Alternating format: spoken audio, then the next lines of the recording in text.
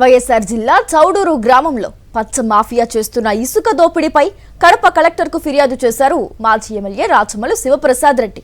దళిత రైతులు 50 ఏళ్లుగా సాగు చేసుకుంటూ జీవనం సాగిస్తున్న ఏటి కాల్వను పరిశ్రమల పేరిట లాక్కునే ప్రయత్నం చేస్తున్నారని ఆగ్రహం వ్యక్తం చేశారు.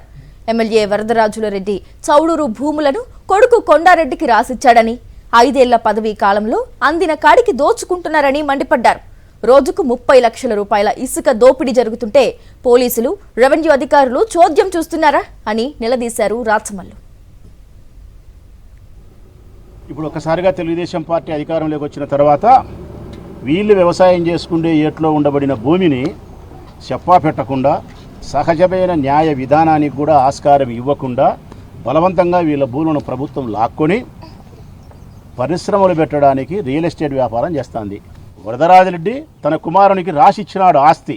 ఏమని, ఈ 5 సంవత్సరాల నా పదవీ కాలం అయి పూర్తి అయ్యేంత వరకు నువ్వు సంపాదించుకునే దానికి చౌడూరు ఏటిని నీకు రాపిస్తానని ఆయన ఏట్లో ఉండే ఇసుక అమ్ముకో అని చెప్పి.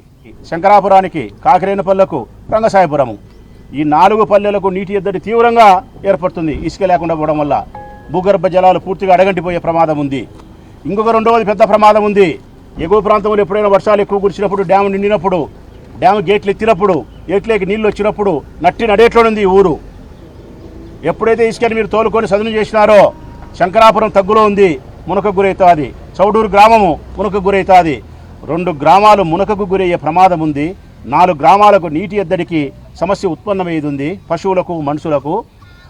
అంతకు మించి ప్రభుత్వానికి సంబంధించిన 100 కోట్ల రూపాయల విలువైనటువంటి ఇసుకను వీళ్ళు అమ్ముకుంటున్నారు ఇల్లీగల్గా.